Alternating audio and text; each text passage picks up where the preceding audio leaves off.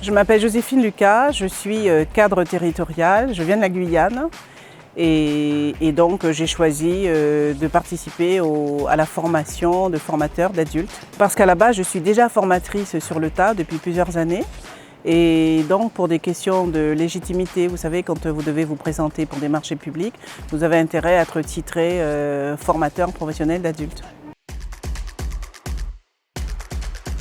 Alors j'ai connu la haute école de formation par le biais de la haute école de coaching.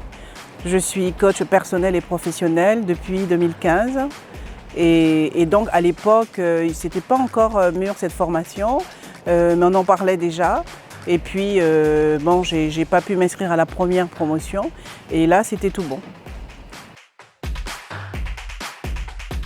Oh, certainement l'atelier en sous-groupe parce que ça amène beaucoup de convivialité, ça permet de se compléter, ça permet de stimuler et de se dire on n'est pas venu pour rien. Eh bien, m'a apporté un bagage solide, m'a apporté ce complément sur les parties théoriques que je n'avais pas. Parce que j'ai une longue pratique, mais j'ai quand même besoin d'allier la pratique et la théorie pour être sûr de ce que je fais et de ce que je dis. Oh, l'école de coaching et de formation, c'est un gage de sérieux.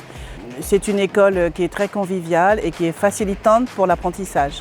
Moi qui viens de loin, si je viens de loin, c'est pas pour rien. Eh bien, je me vois demain formatrice titrée de la Haute École de formation. Pour moi, c'est une légitimité par rapport à ce que je fais déjà. C'est une légitimité pour répondre notamment à des marchés publics. Quand on n'a pas le titre, c'est un petit peu embêtant. Voilà, quand bien même il y aurait une grande pratique. Se faire confiance et surtout faire confiance à la Haute École de formation.